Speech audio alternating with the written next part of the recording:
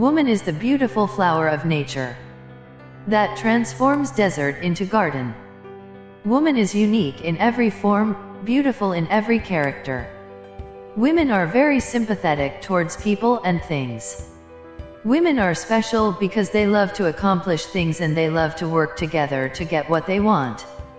By the way, love is the natural essence of man, in which woman plays a major role. She changes the whole world with her love, chains relationships with love, sacrifices all her life to nurture relationships. It is a fact that the world is flourishing from the power of a woman, and she is the one who makes a house her home. She decorates everything in the house with a lot of love and affection. They say, every work or man has a woman's hand behind it. Whether it is a mother, a sister, or a wife, all of them are equally important in a man's life.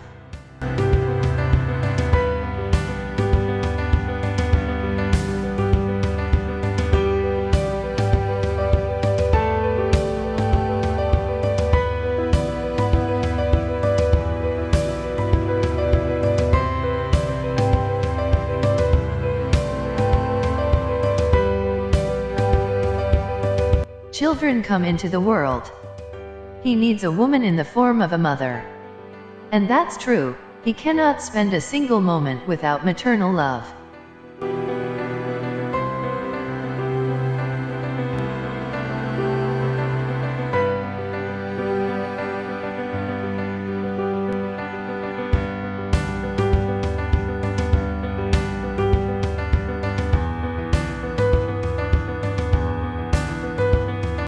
Until he regains consciousness, he seeks his mother's attention for his full development, love, and affection. When they are a little older, they feel the love of their mother as well as the intensity of the love of their sisters. After the mother, the relationship that develops in the character and personality of the boys is that of the sister. The love of the sisters strengthens the brothers and prepares them to face every difficulty with ease. A third woman waits for him on the path of life with flowers full of love.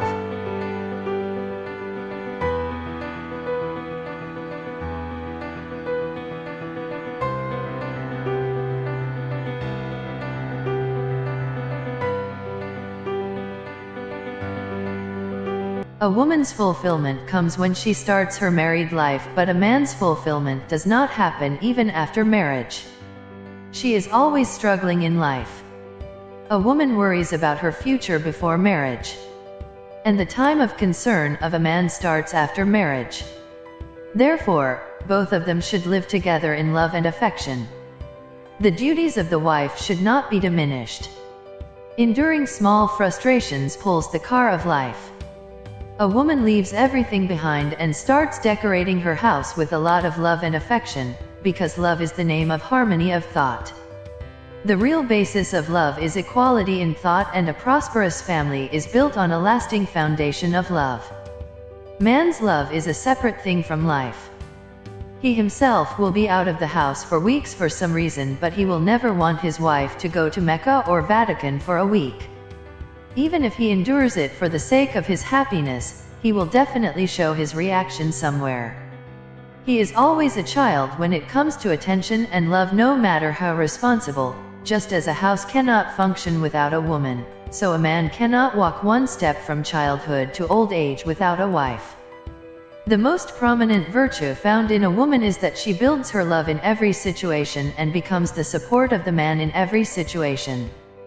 Love is seldom reflected in a man's life, while love is the complete history of a woman's life. In today's material world, the glare of wealth has dimmed the light of love, and it is women who are the biggest victims of this evil. What they don't know is that even after gaining wealth in life, some people's position remains low. Virtue in life does not come from wealth but from the right use of heart and mind, love, and peace. God has hidden the intelligence of women in their hearts, because the deeds of this intelligence are often the deeds of love, and this is the living image of life in which the past, present, and future of man shines. In our society in general, a woman is not only considered to be extremely weak, but also her personality is described as weak. But when a woman is jealous and hates someone, then no one can match her strength.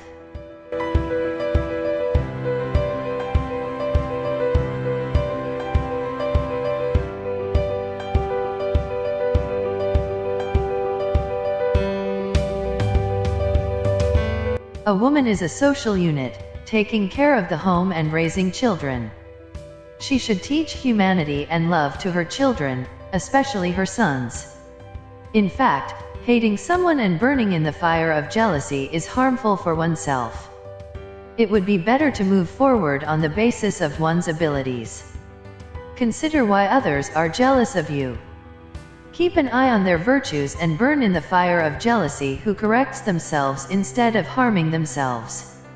Try to adopt the virtues of others. Learn more from their good deeds, then see that automatically in you too. Good change will come. If a woman has good manners and people love her for that reason, then there is no need to be jealous or envious. You too can improve your morals. The beginning of a positive journey depends on your own actions. Man can start a positive journey by rejecting negative thinking whenever and wherever he wants. Women should evaluate themselves, pay attention to things that make others want to be close to you. Mothers should pay special attention to the upbringing of their daughters, because in this age of materialism, today's daughters are jealous of the superior class and sometimes feel compelled. There should be a slight delay in getting married. If you go, you start to feel guilty. Today's daughter is tomorrow's mother. If this mother has a strong social consciousness, she will be able to play a positive role in women's reform and development. If women today inculcate these qualities in their daughters, then surely the next generation will not wander in the forest of jealousy and will burn in the fire of jealousy. Teach your daughters love and humanity. Prove to your children that negative tendencies are harmful to their own selves. In every age the forces of good and evil have been and will continue to be in conflict, but now the time has come for women to play their strong role and strive and raise their voice for the betterment of society. There is no one else who can do it. Their actions and deeds can change this society. Now is not the time to think but to do something. Woman is unique in every form, beautiful in every character. Sometimes it is dirty in love, sometimes it is a pack of sacrifices, sometimes it is the best grief, sometimes it is a picture of sincerity and love. In poetry and literature around the world, women's honor and dignity, greatness and loyalty, sincerity and sacrifice are presented as metaphors. Conferences are held on the role of women in the construction of society, their importance and greatness is paid, homage is done, articles are written, special broadcasts are arranged on television. But still not knowing why every morning on TV and in the newspaper some heartbreaking story of this daughter of Eve's disrespect shakes the eyes and shakes the soul. Sometimes a tyrant throws away a small cocoon. Sometimes the protectors of the lives and property of the citizens destroy the life of a chaste daughter of the nation. Sometimes a laughing smiley darling in return for an uncommitted crime. The girl falls prey to ignorant customs and traditions. Sometimes the pride of a father and brother suddenly awakens and they kill this delicate glass in minutes without any research, on the basis of mere suspicion, sometimes of virtual God. He covers his lifelong companion like cotton wool. This is all that comes to us every day thanks to newspapers and TV. There is no accounting for this lot that is hidden from the eyes of the reporter's pen and camera or which is intentional.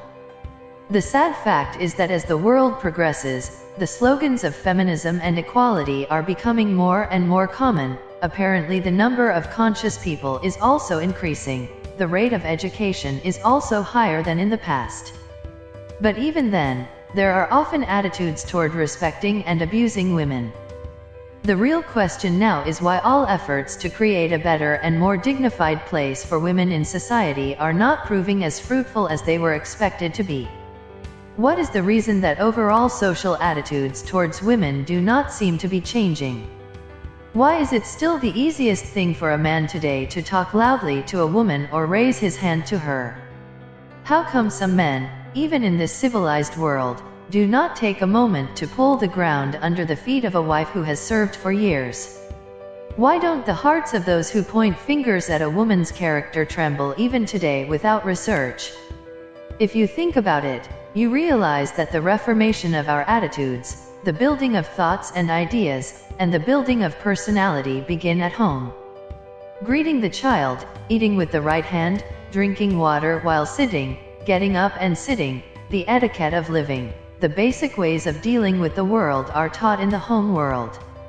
What is the status of a relationship, how to treat someone, where a loud voice is forgivable and where to look up and respond is also insulting. The training of all this, whether it is a boy or a girl, begins to meet him in his mother's lap at an early age. Now let's call it our irony, social behavior, or lack of knowledge and ignorance that often less educated families in the training and affairs of son and daughter. On the one hand, even well-educated families would be discriminated against from the beginning. And sons are given precedence over daughters. Sons are usually made to believe from an early age that you are a man, you have to take care of the family race in the future, you have to be the head of the family, your opinion and orders will be final, as well as somewhere it is also said that God Almighty has given you a degree of permanence. The result of half talk and half photography is that from the age of 12 or 13, usually the little innocent boys begin to walk around with their chests swelled, claiming to be men. It takes the form of arrogance, and totalitarianism, and its victims first become sisters and later wives and daughters. Most of the families take things from their daughters and give them to their brothers. If brothers are in a state of glory, then mothers are seen urging their sisters to remain silent. If a son raises his hand against his sister, his hand instead of holding the girl is instructed to forgive. At the same time, it is advised that you have to go to the next house. Instead of being ashamed of his misbehavior, he is accustomed to consider it a sign of masculinity. It is also common for many men to yell at their family members all day long when they return home from work. Children feel this way too, and unconsciously this idea takes root in them. While men are quick to get angry, it is one of the responsibilities of women to bear their anger and heat. The point is that when children see these kinds of conflicting standards in their homes from the beginning, these attitudes become stronger in them with age. I am becoming more and more established. If we really want to give women their rightful and dignified place in society, we must first educate mothers, if from the beginning mothers respect their sons and fear God in their case. Teach adoption, religious teachings on how to treat women well, do not discriminate between sons and daughters, and have the same standard of morality for both, and tell your sons only that they are men. Instead of instilling a sense of pride, tell them about men's responsibilities as well as improve overall social behavior. There is an urgent need to promote a correct and comprehensive concept of stability. In this regard, the President and CEO of New America, Anne-Marie Slaughter, narrates women in the United States who are caregivers for children, parents, spouses, siblings, or extended family members have 2 full-time jobs, while trying to compete with men who have 1. And over half of us are the primary breadwinners in our households. The standard response is to persuade men to help more. But we need a sea change, one that can happen only with a normative revolution around the value of care. We must come to see care work, the work of investing in others through physical care, teaching, coaching, mentoring, connecting, advising and navigating as work that is every bit as hard, important and rewarding as the more individualist work that focuses us on investing in ourselves. We must value care monetarily, by paying far more for it through government and private investment, and socially, by raising the prestige of caregiving at home and care careers, which are among the fastest growing job categories and relatively automation-proof. In other words, we must come to see traditional women's work as truly equal to traditional men's work. Women in the world, particularly in developing and middle-income countries, face the far more elemental problem of still being considered property. But in many countries, women are still forced to be legally and socially subservient to men, with no means of gaining financial or social independence, much less equal agency. A global women's movement must thus focus on creating legal and social conditions in which women and men have equal access to nutrition, healthcare, education, jobs, and the ability to control their bodies and choose a mate. We will be making progress when parents around the world greet the birth of a girl with equal pleasure and expectation as the birth of a boy.